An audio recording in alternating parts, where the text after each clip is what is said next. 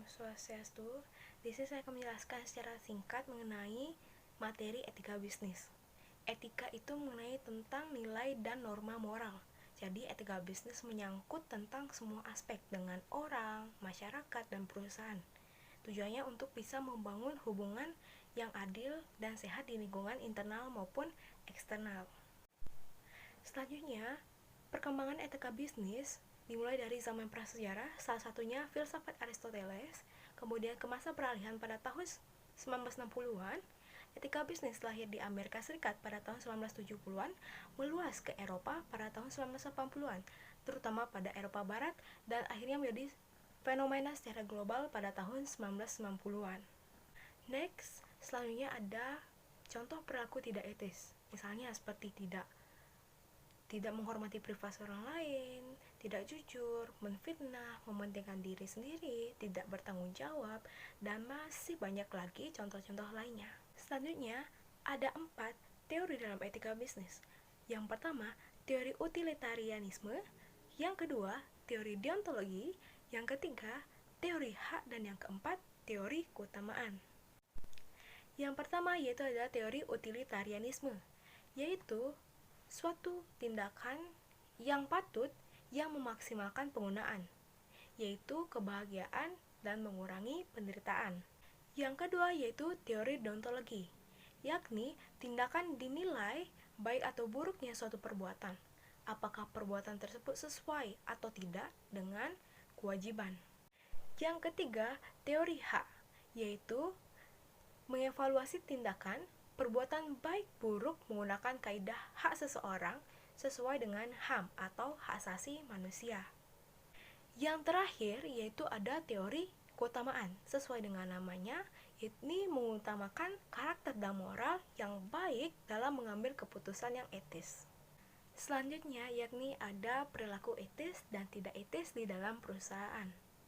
Perilaku etis menyangkut nilai etika, hak dan kewajiban, saling menghargai dan menghormati orang lain, rasa toleransi, empati, dan sikap positif.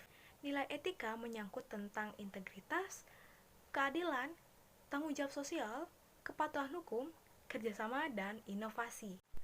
Kemudian contoh dari hak dan kewajiban. Yang pertama hak untuk hidup dan hak untuk berlindung, keputusan PHK. Sedangkan kewajiban kita mendengarkan nasihat orang tua dan kewajiban loyalitas. Next, saling menghormati dan menghargai orang lain. Misalnya, saling menghargai pendapat, memberikan dukungan moral, atau mendengarkan orang dengan baik. Toleransi, empati, dan sikap positif. Misalnya, kita memberikan dukungan kepada karyawan, kepada teman atau rekan kerja kita gitu kan. Memberikan pendapat itu kan, memahami perasaan mereka dan yang lain sebagainya. Yang terakhir yaitu perilaku tidak etis, misalnya yang ada di perusahaan kayak korupsi, bully, pelanggaran privasi, diskriminasi, dan yang lain sebagainya yang termasuk perilaku tidak etis. Selanjutnya ada arah bisnis dan tujuan penerapan etika dalam aspek bisnis, norma, dan hukum. Misi etika bisnis yaitu bertujuan untuk memberikan dorongan moral dan memberikan batasan bagi para pembisnis untuk dapat menjalankan bisnis yang adil dan juga jujur. Kemudian ada 3 teori dalam penerapan etika dalam aspek bisnis, norma, dan hukum. Yang pertama, teori normatif. Yang kedua, teori meta. Dan yang terakhir yaitu teori deskriptif. Yang pertama yaitu ada teori normatif. Jadi teori ini menjelaskan untuk bisa membedakan antara benar dan salah.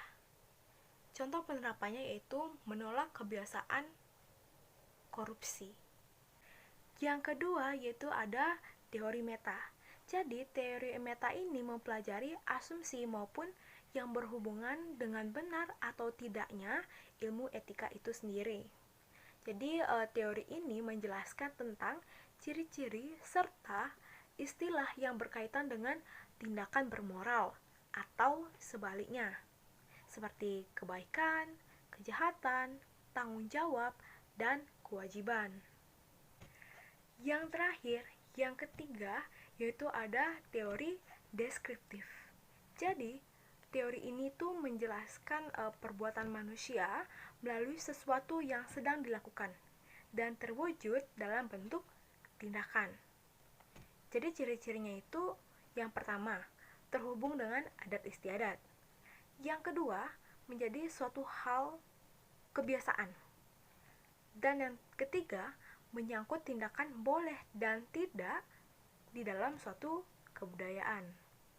Selanjutnya yaitu ada etika dalam bisnis internasional.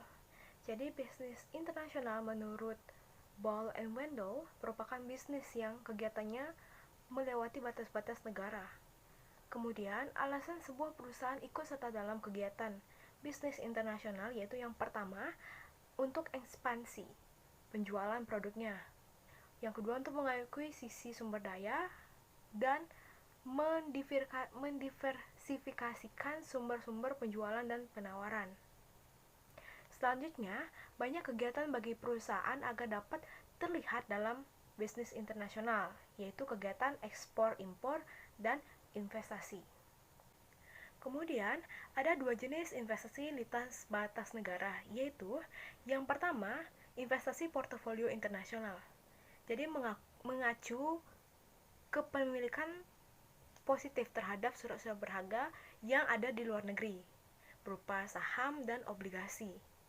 Jenis bagian yang kedua yaitu ada investasi langsung luar negeri, yaitu mengacu pada strategi internasional. Selanjutnya, adapun normal moral yang umum pada tahap internasional, yaitu yang pertama, menyesuaikan diri, yang kedua, rigorisme moral, dan yang terakhir, yaitu imoralisme naif. Selanjutnya, yaitu ada sumber-sumber dan nilai dalam perilaku etika, yaitu ada 4. Yang pertama, yaitu ada agama, yang kedua, yaitu ada filosofi, yang ketiga, yaitu ada budaya, dan yang keempat, yaitu hukum. Agama berkaitan dengan prinsip kebenaran, serta berkaitan dengan sikap dan perilaku. Etika itu sudah ada sejak manusia diciptakan. Jadi pada dasarnya manusia itu jujur.